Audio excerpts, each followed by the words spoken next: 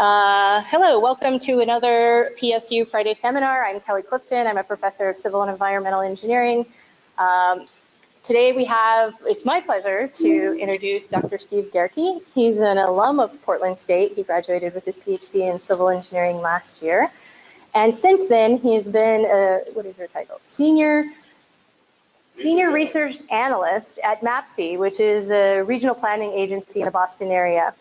And he has done this report on ride-hailing passengers that's been making the circuit in every Smart Cities conference I've been going to. So we were very happy to be able to bring him here to talk about it today. Great. Well, thank you, Kelly and Aaron, for allowing me to come back home and present some of this work here. So it's nice to see a lot of familiar faces and get an opportunity to present this work that we've been doing.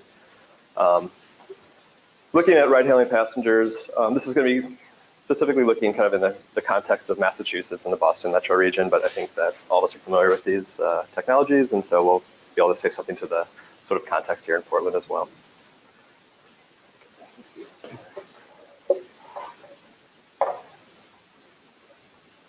Okay, cool.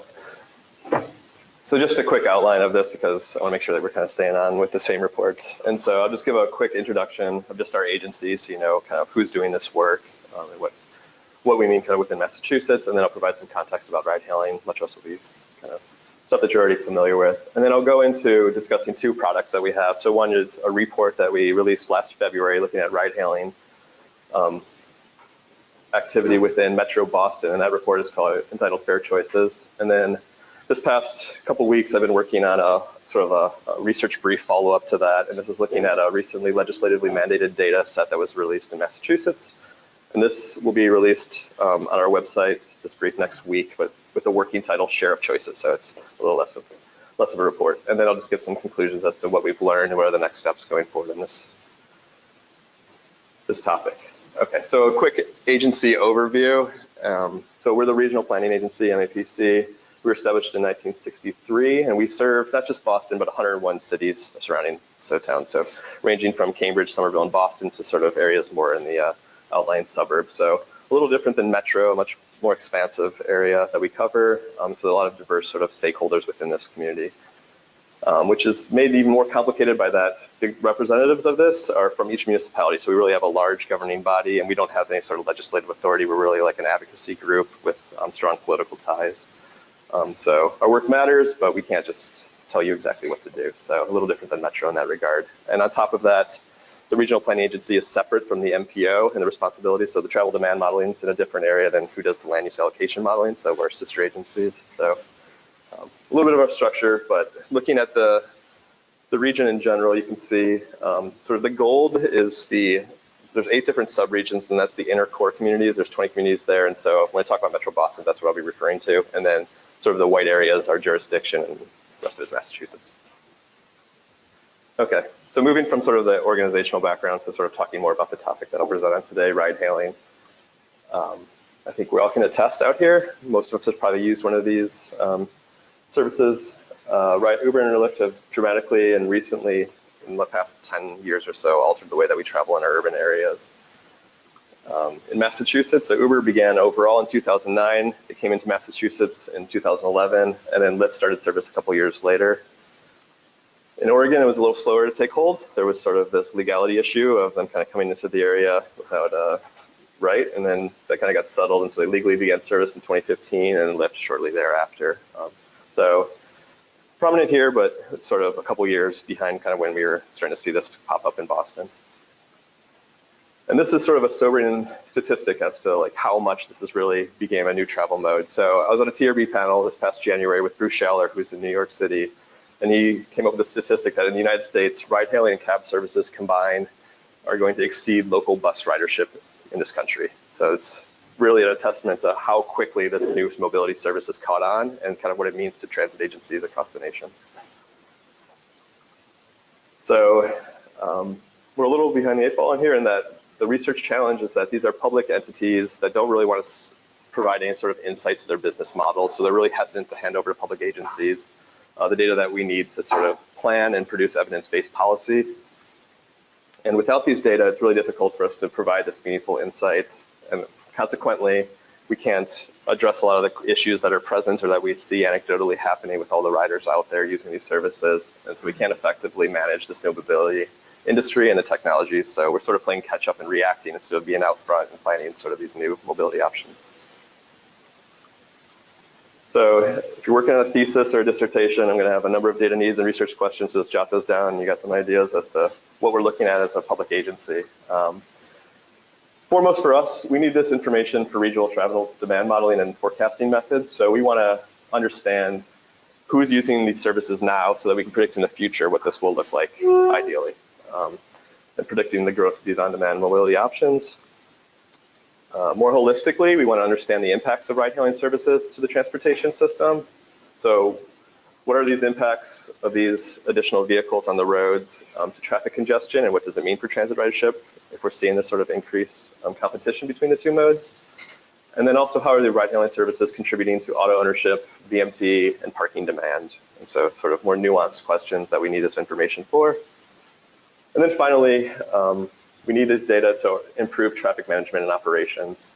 So we want to know, where should public agencies be designating ride-hailing pickups and drop-offs? If we're seeing these drivers double parking in bike lanes or in congested ways, this is backing up our system and has implications for traffic signal timing, lane management, and then bigger policies that we're thinking about congestion pricing. How do we price these vehicles differently, perhaps, than we do with single occupancy vehicles, et cetera. So a lot of questions that we can't answer without good evidence, and we just don't have it to this date. So in our agency, I'm going to go through 6 different strategies that we've already tried to kind of access this information. The first is that, well, we just asked Uber and Lyft, can you provide this information with us, right? And that just didn't work out. So they're not really interested in providing us with this information, unfortunately. They'll point to saying, well, we have Uber movement, right? And if you guys are familiar with this, this is sort of a more aggregate accounting of where trips are generated and they go to. It doesn't really give us the nuance that we need to answer those questions I showed on the prior slide. The second strategy we had, well, we can talk to ride-hailing drivers. So they obviously maybe have some information. They're the ones out there, and so they have to report where they're driving, and they have this data.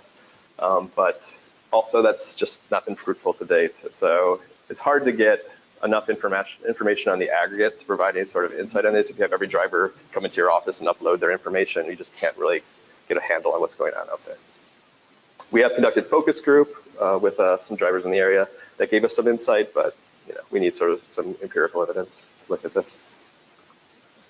A third strategy that we've been looking into, and we haven't quite been able to get, but there's these reporting apps that drivers use that they basically use for tax income purposes. And so they'll use these as tracking their information of where they go and what travel they're conducting, so that they can then report how many trips they're doing, what are their fuel costs, miles driven, stuff like that for accounting purposes.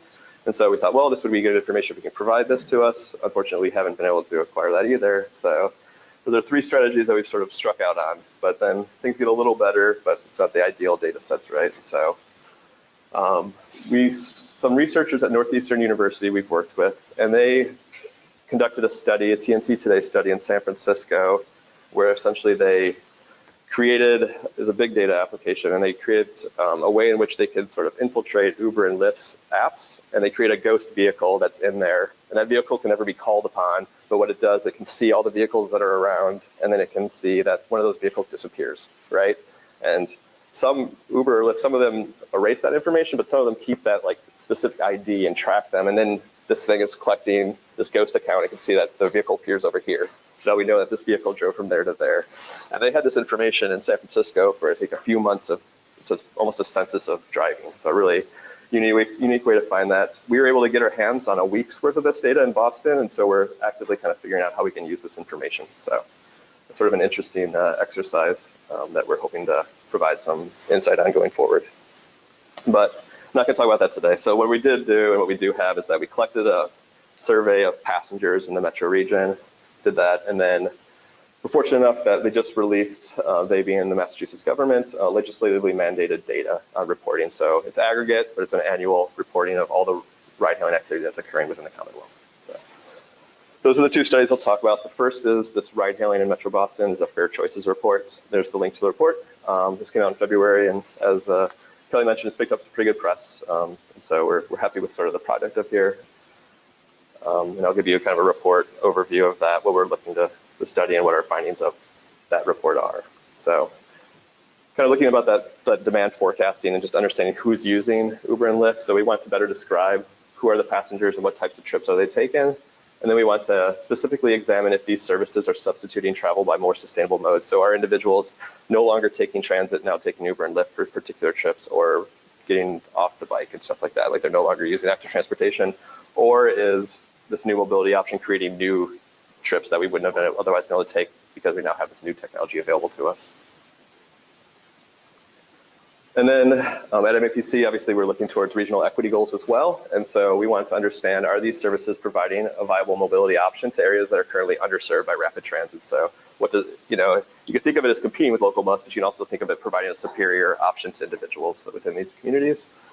And then our new shared mobility options exacerbating or improving economic inequities? So we want to look at these questions as well within this report. And so how do we collect this information? So last fall, we recruited 10 drivers. Most of them were within Metro Boston, but we even had a driver that comes down from New Hampshire every day and drives within the area. So we recruited these drivers, we trained them and provided them with a tablet that was pre-programmed with a set of questions. And then the driver was incentivized to collect as many survey responses as they could, and the passengers were also compensated for providing us with this information. So just sort of as a caveat.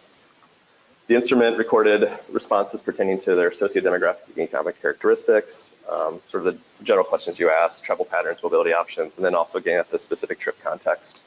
And in all, over the 4-week period that concluded the Tuesday prior to Thanksgiving, so sort of a snapshot of individuals are probably in their kind of routine travel at that point, school's in session, so it's sort of a typical travel pattern. We got 944 usable responses, so a pretty good sample that we could then provide some descriptive statistics off. And so we've done some more complicated regression analysis since this report, but I think it'll tell a better story if we just kind of illustrate sort of some demographic characteristics and kind of show you who the respondents are and answer those questions.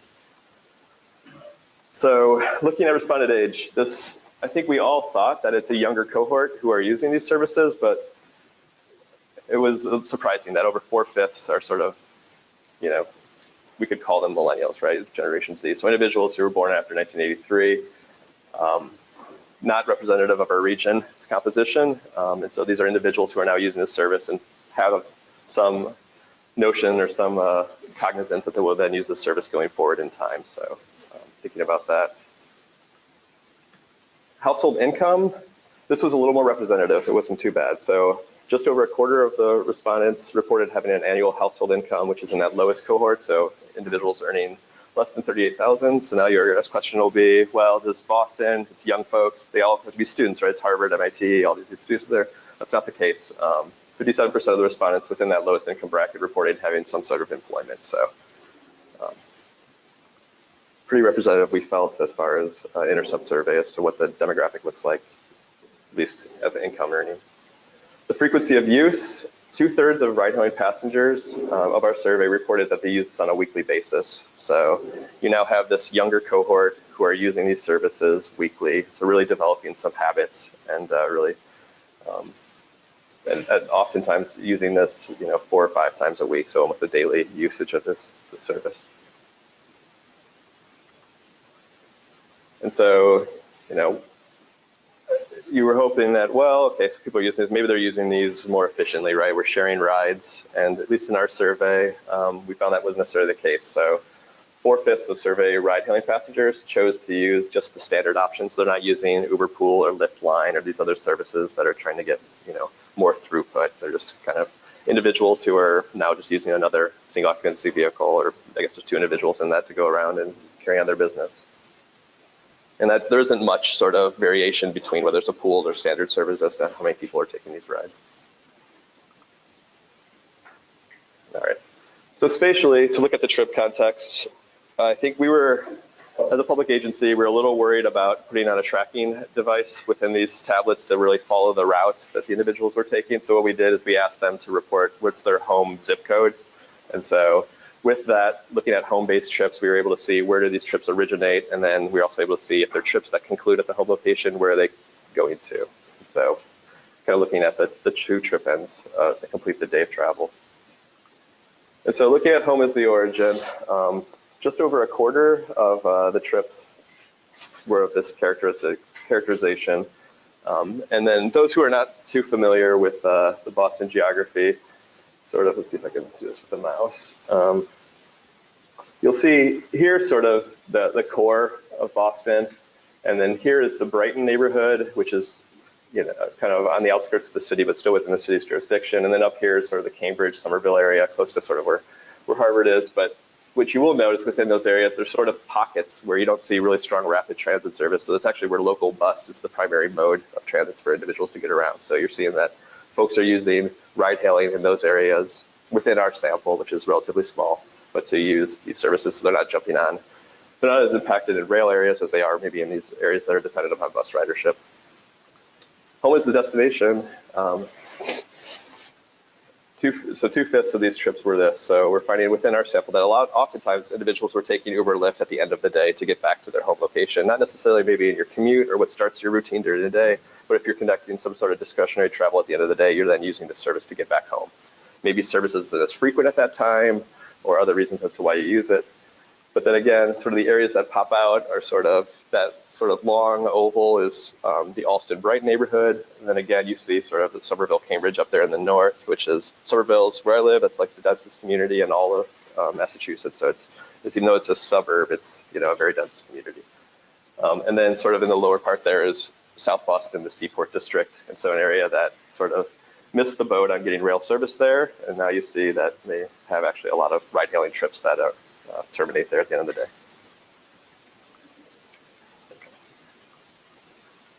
So more about the trip context. So when are these trips occurring? You saw spatially where they're happening, but what time of day? So although we didn't track where the individuals are going, there was a timestamp taken when they responded to the survey, so we know at what time the trip was taking. So we could aggregate that up to sort of typical peak periods that we look at for travel demand analysis. And the greatest, as that sort of last graphic would show, if all of our 40% of our trips are sort of that trip, that home as the destination, a lot of these were occurring between 7 o'clock and midnight, so later in the day. However, if you're looking just at weekdays, 40% of the surveyed trips occurred during our 4-hour morning and evening commute period. So these are vehicles that are adding to Boston, which has horrific traffic. The most congested periods, you're adding more vehicles to these. So we're really exceeding capacity in some of these areas. So adding to our worsening traffic. Another sort of descriptive statistic here is the cost of the trip. And so 46% of the trips were under $10. It's hard to get an Uber or Lyft ride for under $10 in Boston. So these are really short hit trips that individuals are taking these for. Trips that we fathom could be taken by a local bus service or perhaps riding your bike or even walking in some circumstances. But individuals are calling on these services to provide this travel service. And then this is sort of getting at that substitution piece. So I think these statistics were the ones that grabbed the most sort of headlines. And so we asked individuals, if you didn't have Uber or Lyft for this particular ride, what mode would you have used to conduct the travel that you're doing? And 42% of respondents said they would have used public transit. So these are individuals who are foregoing a public transit trip and now using Uber or Lyft. Sort of a harrowing sort of characteristic. Overall, it's just about 3/5 of all trips result in an additional vehicle. So either individuals are substituting public transit, walking or biking, or they wouldn't have traveled at all. And so those are all now new vehicle trips that we have on our roadways. And what are the reasons for this? About 3/4 of passengers who substituted transit said they would have been using ride-hailing just because it's quicker than transit. So we didn't ask specifically about reliability, but this gets at the question sort of why are you choosing to use these services? Some individuals because you don't have a car, but mostly it's because you just feel like this is a quicker service. Okay, so kind of compiling those descriptive statistics and others that were within the report, we identified 2 major themes, and you may have pulled out some of that as I was discussing our findings, but the first revolves around traffic congestion. And so if we looked at those modes, so your top bar is you used a TNC, a transportation network company, Uber and Lyft, when you would have walked or biked, or at the bottom, you use a TNC trip for you substitute a public transit trip, which was the larger share. But 15% of all ride-hailing trips replace a more sustainable mode during the peak period. So it really is showing that during our most congested peak periods, you're adding an additional vehicle to our roadways. So a lot of implications of that. And then a second major theme was this idea of competitive choices. So looking at the relationship between public transit and ride hailing a little more fine-grained with sort of the economic equity lens to it. And so we looked at individuals who stated that they already had a transit pass. So effectively, the cost of taking a transit trip was nothing for that individual because they already had a pass. They could just take it for free. We looked at those individuals and then the substitution question if they chose to use ride hailing instead. And looking at that sort of across the income brackets, you can see that passengers from a lower income household who had a transit pass adopted ride hailing services for these shorter, lower costing trips than individuals of the other income categories, right? And so these short trips, individuals are what we would think are kind of acting irrationally, right? This would have been a free trip. You could have just paid nothing and taken the, transit, but for whatever reason you chose to use ride hailing for a shorter trip that hopefully a bus service would have provided sort of a means to that end. So sort of a big statistic that this is sort of a viable travel option for individuals of a lower income household. So the conclusions from this report, the Fair Choices report, the demographics that I showed you suggest there's this quick adoption, right? Individuals are using this who are primarily younger, and they're using it frequently, right? So there's this habit development that they have, and going through the life course, they're just going to continue to use these services, and so you can expect that sort of the mode shares and the number of trips that individuals are taking on the whole 20 years now, 30 years now, it's going to be much higher. So it's continuing to grow. And the substitution in that last slide of more sustainable modes, worsening regional roadway congestion, I've kind of hammered that home, but that's really a finding from this work. Looking at these two equity objectives we had, individuals in lower income households tend to see ride hailing as a viable alternative to transit. And then those maps kind of showed that individuals who did not have nearby rapid transit service are adopting these services for travel to and from the home location, perhaps more so than individuals who have good quality transit access near them. So the policy implications of this work, presently, and I'll talk about this next in the Share of Choices research brief, but there's a 20-cent ride assessment that we have within Massachusetts. So each time a ride-hailing trip is taken, say by Uber, Uber owes 20 cents per trip to the government, right? And so 10 cents of that goes towards the municipality where the trip originated from. 5 cents of it goes to the Commonwealth's Transportation Fund, which can be cycled down to our regional transit authorities. And then 5 cents goes over to the taxi industry for educational purposes and stuff like that, right? It's really depleting sort of our taxi services. So a relatively small assessment, but the next report will kind of show that. But using that figure, we did some calculations to kind of get at how much does this mean to our Massachusetts Bay Transportation Authority.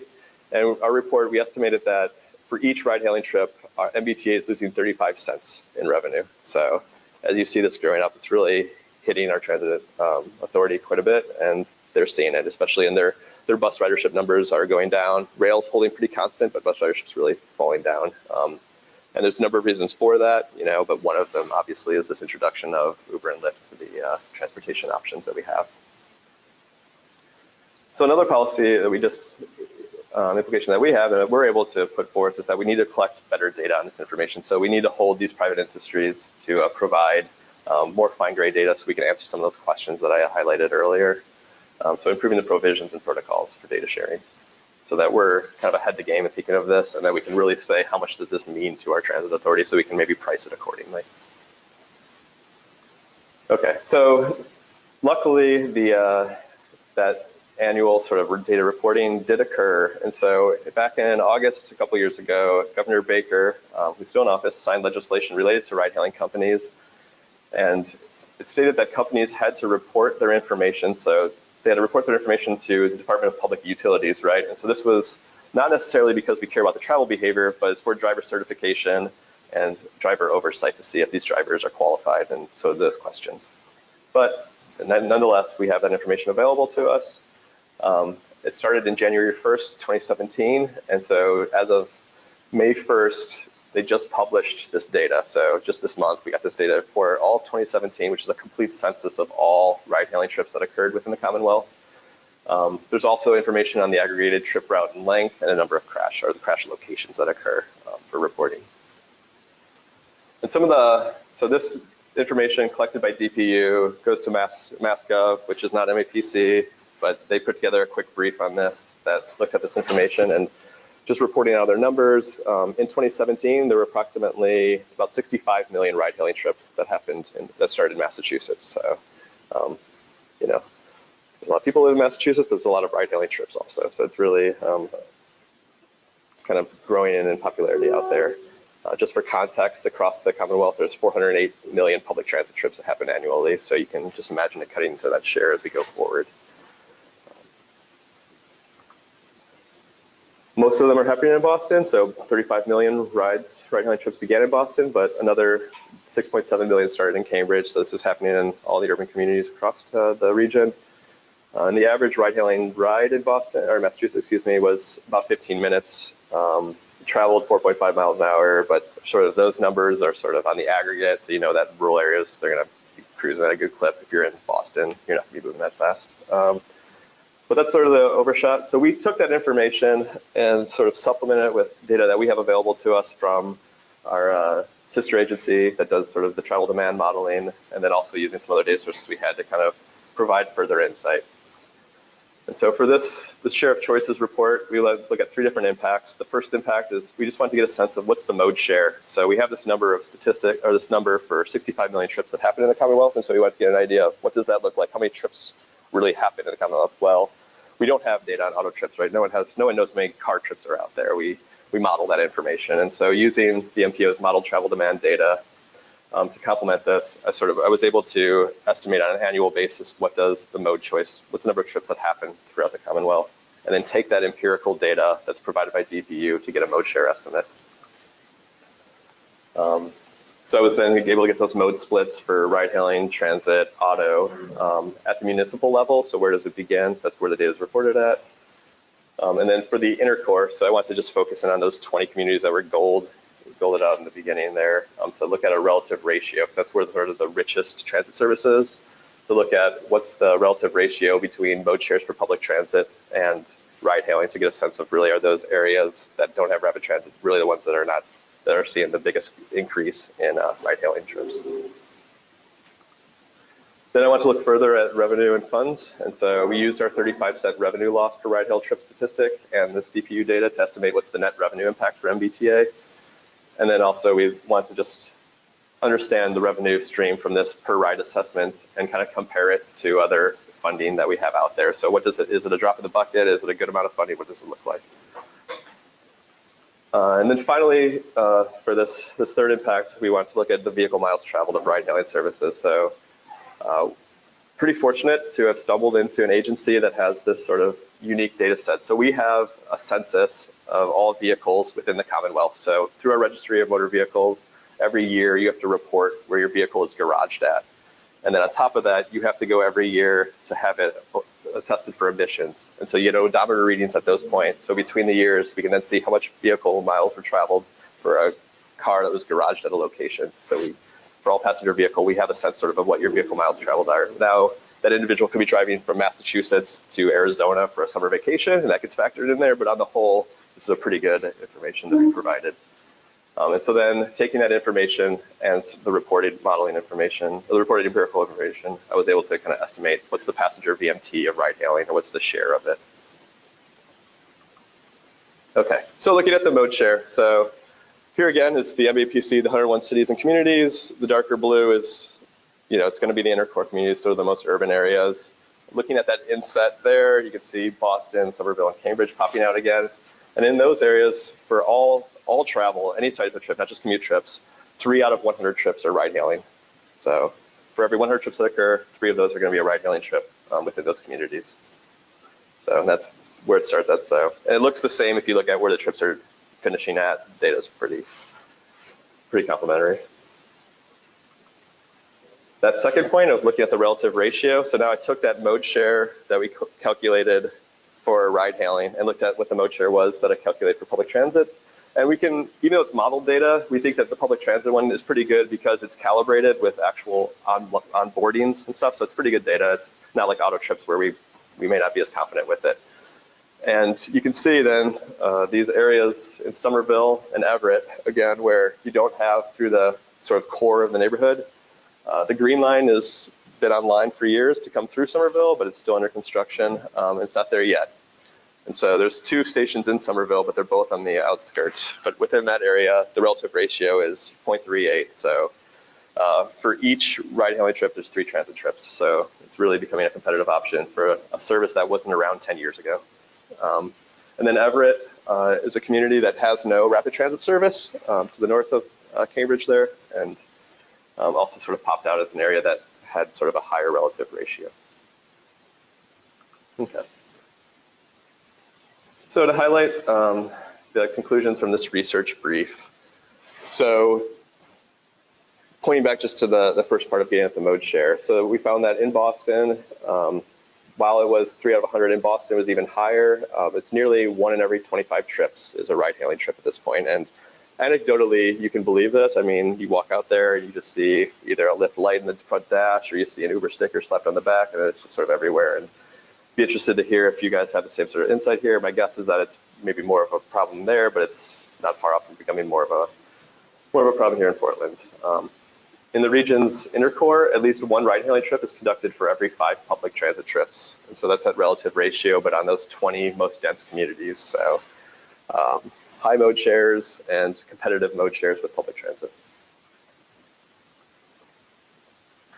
Moving on to those other 2 points, I didn't want to sort of belabor those within this presentation, but the impact on revenue and funds.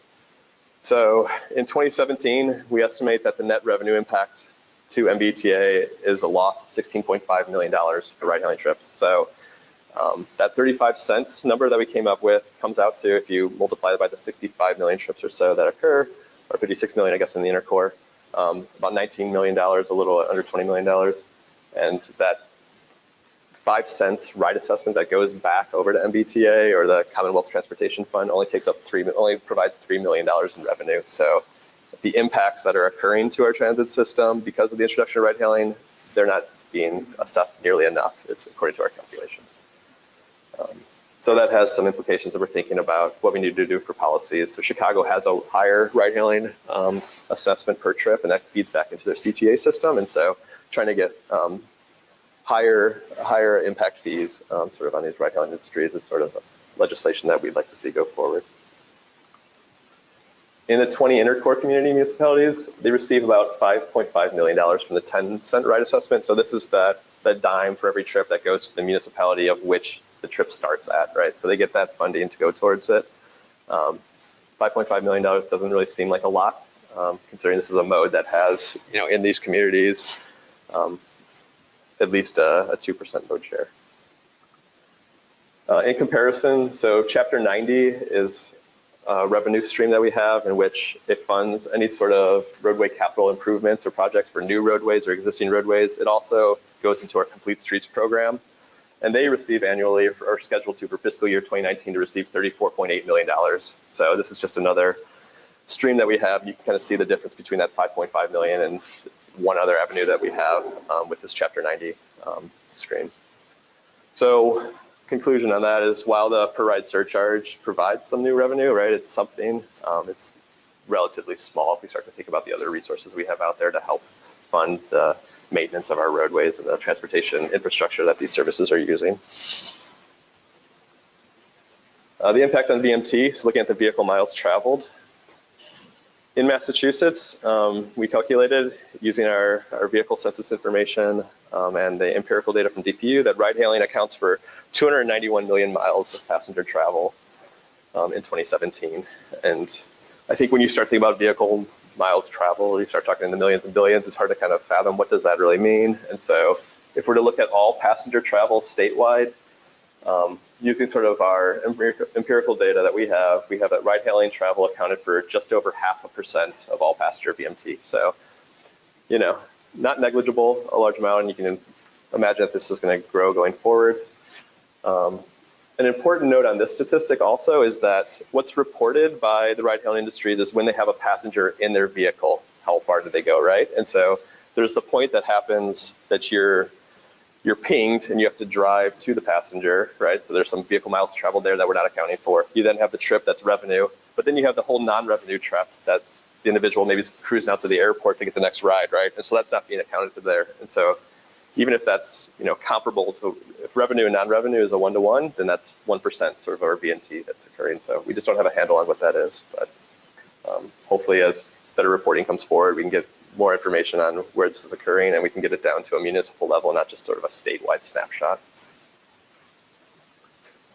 Okay, so just sort of my last slide here, I'll present just kind of an overview of the two reports. So the Fair Choices report, and then the passenger, so they're using the passenger survey and the share of choices, which looked at the legislatively mandated data.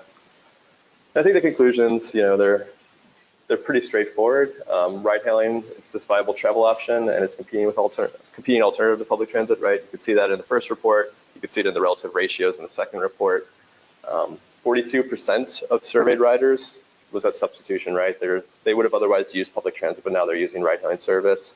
And then that ratio was greatest sort of in areas that didn't have the rapid transit. So if you think back to the Somerville and Everett, those areas that popped up in the deepest purple, those were areas where you're predominantly reliant upon local bus service as your transit alternative. The adoption and utilization, it's largely led by the youth, as Kelly would call them, and urban residents, right? And so 4/5 of our surveyed passengers were under the age of 35. So something to think about. And even if that's, this is an intercept survey, but even if it's a fraction of truth, that really has some impacts as we go forward as this industry continues to grow as to who their riders are, getting an understanding what's the rider profile. 84% of our trips from the census, so that later data set where it's all trips that took place in the Commonwealth, 84% of them took place in 20 communities. There's 351 cities and towns in Massachusetts. Most of them are happening kind of right around the Boston area. So next steps, there's a number of them, but for us as an agency, and I think other public agencies who I've shared this work with, there's just this hunger, so this appetite for a greater insight into ride-hailing trip distribution, travel patterns, and the routes, right? And so we can't really say much about where these trips are occurring unless we can know, like that big data set I described to you, where you can see where the trip is being picked up and where the trip ends. And that's good for connecting sort of TAZ levels, the traffic analysis zones. You can see it hits here, it goes there, you understand that, but you don't necessarily know the route. And so if we can get sort of detailed information on, are they jumping onto local streets? Are they going onto major arterials? How are they driving? What's that look like in terms of congestion? That's information that we need. And our data just doesn't have it right now. And it's really valuable for understanding the impacts to the transportation system. As I talk about, are they adding additional congestion on the most congested roadways? But also as we start to think about some of the health implications, right? So there's this increase in VMT if you're moving off of sort of more sustainable roads, more sustainable modes of transportation onto ride-hailing services. And then another, sort of San Francisco is starting to get at this, and I think in Boston we're starting to see this. I talked about sort of the double parking, but there really are these areas where a lot of the trips, Uber and Lyft trips, are kind of going to sort of your major trip destinations. Maybe it's Fenway Park, or maybe it's downtown Boston or something like that. And they're all kind of converging in these areas. And we need to understand, are they all happening there? So we can make policies maybe for areas where you take away a couple parking spaces and you allow them to get off of the main lane and pick up passengers and drop off. So you kind of have something that would happen at the airport, right? They queue up and you kind of come through there instead of it just taking place in the middle of an active lane of travel. And then ultimately this work, so, it's 3% mode share already in Massachusetts, right? And so we're a little behind. We're now still scrambling to find good data on this so we can inform sort of evidence-based policies on ride-hail adoption. But I think, these services are largely funded right now by venture capitalism. And so we don't know the true cost of these, but they're really being supported by sort of financial resources. And ultimately, those prices will be up higher, and then there'll be a greater need for, or a greater desire, I guess, for Uber and Lyft to automate sort of their fleet. So moving towards autonomous vehicles, because the driver is probably the largest expense that they face right now, right? Sadly enough. And so thinking of the automation of these vehicles to sort of an AV, we need to understand ride hailing and the trip behaviors that are occurring and the patterns that are occurring so that we can plan for the introduction of AVs if and when they do come. So sort of a big picture, but why this work is of importance to Boston and other metro regions. So with that, I thank you guys and open up to any questions or any sort of insight that you have on what Uber and Lyft look like here in Portland. So thank you.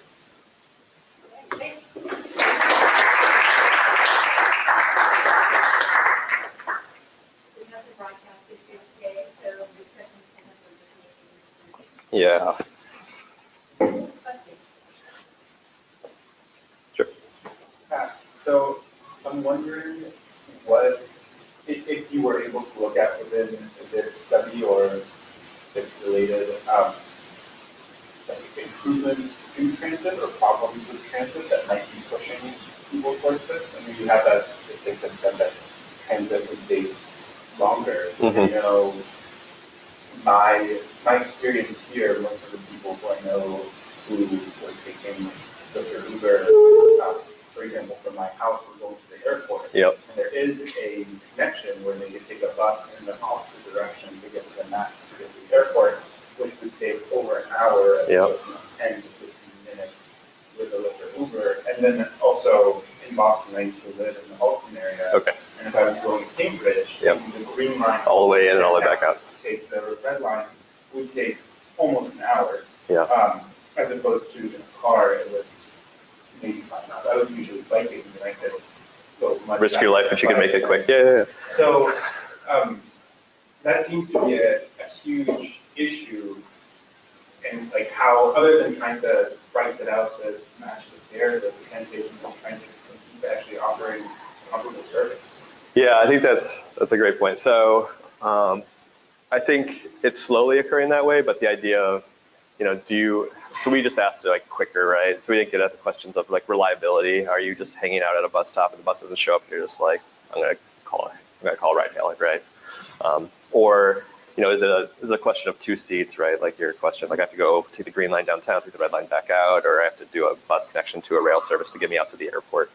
And so we didn't ask specifically these questions, but I have to imagine that's why individuals are using this. So it's for convenience. I can just pull up my phone and it comes to my door, and then I can go to exactly where I want to go. I don't have to walk to a bus stop. So I think that, what transit agencies can continue to do is provide better information as to when rides are coming, so that the passenger has that information available to them, and then they can make the decision as to, this trip will take this long if I take bus versus it'll take this long with ride hailing, but that's on the same platform. So that would be a good integration that could happen. I don't know in terms of like modifying the design of buses and such, so it's more comfortable and stuff like that. That's a little harder to measure, but I'm sure that's a factor as well.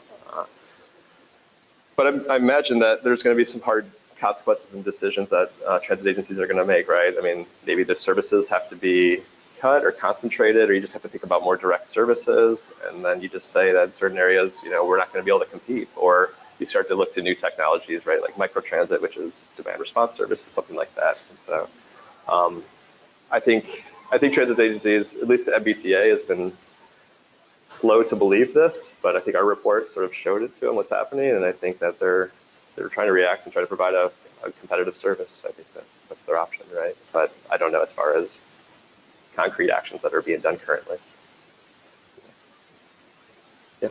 I may have missed this, but I'm curious about how ride-hailing with Uber and Lyft stacks up versus traditional taxi service, and whether or not that's being accounted for in the same way, or I know it's the user myself, I don't appreciate taxiing the experience of the Uber. Yeah. So just yeah, I think it's hitting hard, the taxi industry. So, the system in Massachusetts is an old system, and so it's like a medallion system. So a taxi driver acquires a medallion. It can be, you can hold on to that, and that's sort of you have sort of a captured market, right? You can be part of this market, and they're losing out to these services, right? And so you've now invested in a vehicle. You have all these additional costs as a driver. That I think that story is a hard story, right? And then our substitution, you saw that some of those trips were being shed from taxi. I didn't look closely enough, or think I had the data available to me to see if are those trips that are coming from the airport, or from like, a core area in Boston, like a convention center or something like that, where you would typically see queued out transit service, and people are just like, well, I'm not going to win. I'm accustomed to the service. I use it for other reasons, and I'm just going to use it here now as well. But it's cutting into taxi service. I think it's that TRB panel that I was on that I mentioned with Bruce Schiller in New York. The numbers of just like going like this to now, where I think Uber and Lyft in a city, I may be mistaken, but I think it's at least comparable to taxi service as opposed to, and so it's really cutting into that share. Does that really change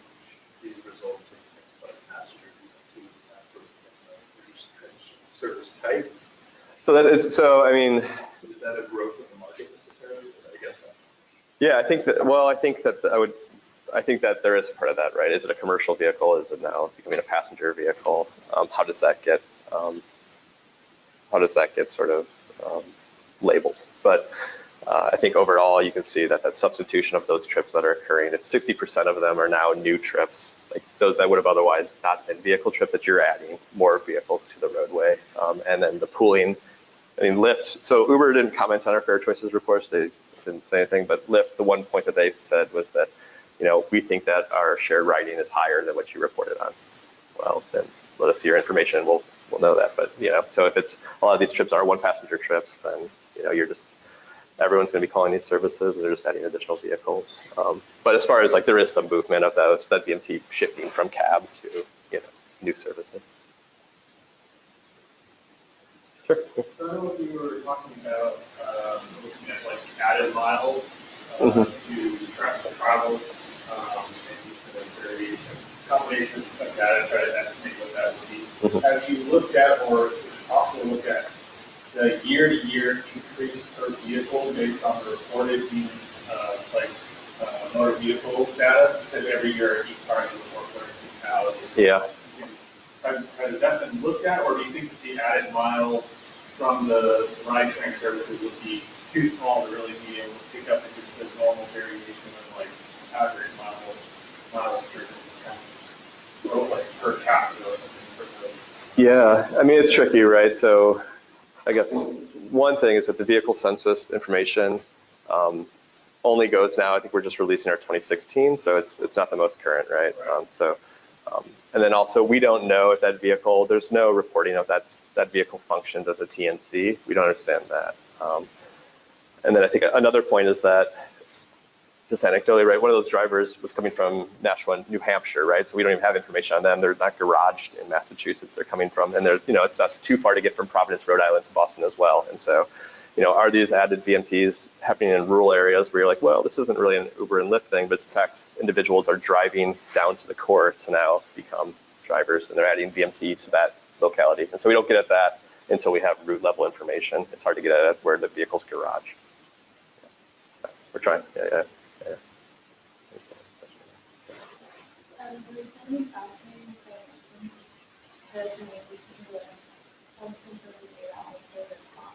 Yeah. I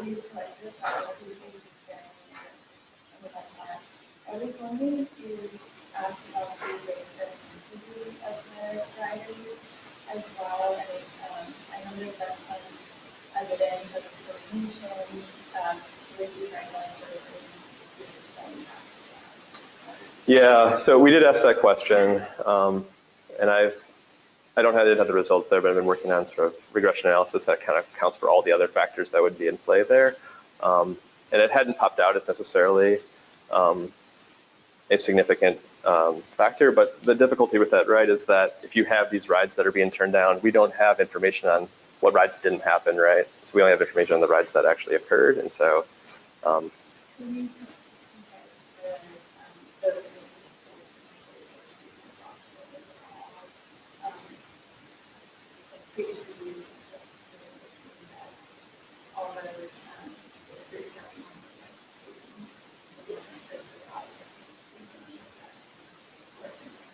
Yeah, I think the big picture here is that it is a problem sort of in Boston and the areas of Roxbury and sort of the more southern Boston communities.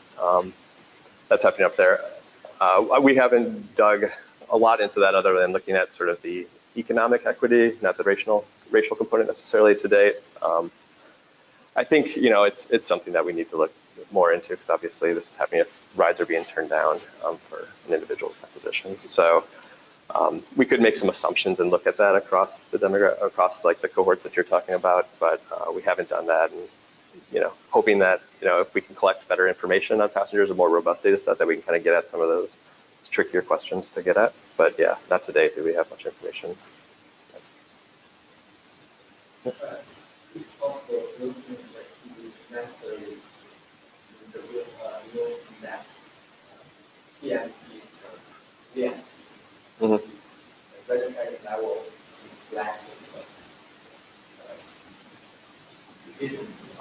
Yeah.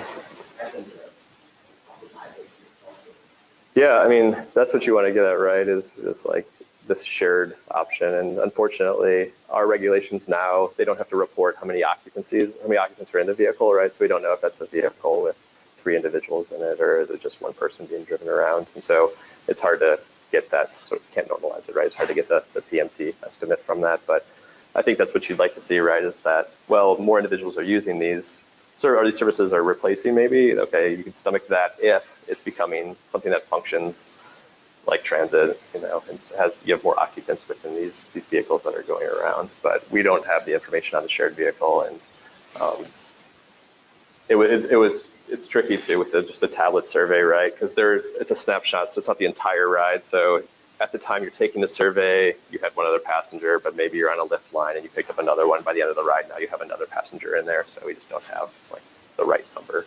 But I think that was sort of insight as to, that as of date, sort of that sort of holy grail of getting everyone into, getting people out of SOV and sort of into HOV is what we're going for, and it's not really showing yet with the evidence that we have. Yeah, so working on it, but yeah, we don't have it. I don't really trust the assumptions at this point either of our data to look into that. Yep. The ride-sharing companies think that you're not just the surveys and whatnot, you may be underrepresenting the shared trips. Mm-hmm. Do they give any indication of how much the numbers might be underestimating those shared trips? And take that into account as they go forward and look at possibly increasing the fees that are assessed on to each ride sharing company per trip, and making it to make up for that revenue. Are they going to take that into account? Because if that's true, then that means there's even fewer people that are not using services like transit services.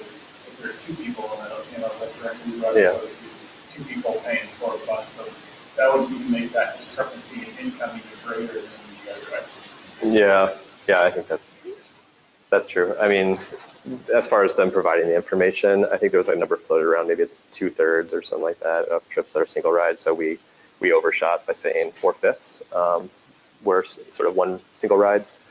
Again, until we have that information, it's hard to say a lot. But I think other conversations about like pricing Lyft line and Uber, pool to get these right. So like, we had this conversation just before this presentation, but can we get the economics right on it so that you price it so that certain communities or areas, there's some sort of funding level that goes towards that trip that's there, and then there's an understanding that it may be a longer trip, but I'm going to pay less for it, and I'm going to pick up people along the way. But yeah, I think that hopefully when they factor in this algorithm, it's not just completely for revenue generating, and that it can actually be used as a service. And so if we have that data as a public agency, we can help to inform that conversation, but until the data is available, it's really hard to get something.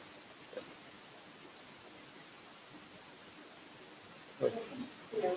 It's complicated. There's a difference between like single trip and a single line. Yeah. So yeah, we had to go to Uber and go to lunch. Mm-hmm. Yeah. It seems like they continue to encourage multiple trips or multiple passengers that are unrelated. We start to look more and more like transit, right? So we have these take our students sort of side, sort of like sliding the pieces out there. Yep, exactly.